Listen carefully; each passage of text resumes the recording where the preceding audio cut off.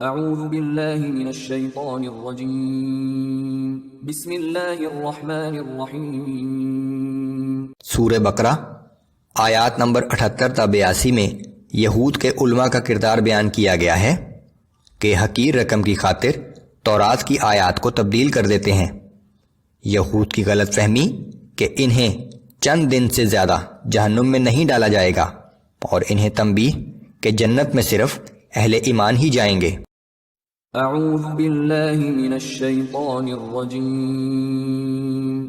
ومنهم أميون لا يعلمون الكتاب إلا أماني وإن هم إلا يظنون۔ اور ان یہود میں سے بعض ان پڑھ ایسے بھی ہیں جنہیں اپنی کتاب یعنی تورات کا تو کوئی علم نہیں، مگر انہوں نے کچھ سنی سنائی باتوں پر چند امیدیں قائم کر رکھی ہیں۔ یہ لوگ محض وہم و گمان پر چلے جا رہے ہیں۔ فويل للذين يكتبون الكتاب بأيديهم ثم يقولون هذا من عند الله ليشتروا به ثمنا قليلا۔ پس ایسے لوگوں کے لیے بڑی خرابی ہے جو تحریف کر کے اپنے ہی ہاتھوں سے کتاب لکھتے ہیں، پھر کہتے ہیں کہ یہ حکم اللہ کی طرف سے آیا ہے تاکہ اس کے عوض تھوڑا سا دنیاوی منافع کما لیں۔ یہ یہودی علماء کا کردار تھا۔ فويل لهم مما كتبت أيديهم وويل لهم مما يكسبون۔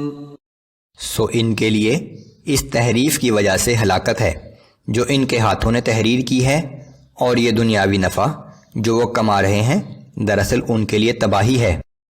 وقالوا لن تمسنا النار إلا أياما معدودة۔ اور وہ یہود کہتے ہیں کہ محض گنتی کے چند دنوں کے سوا ہمیں دوزخ کی آگ ہرگز نہیں چھوئے گی۔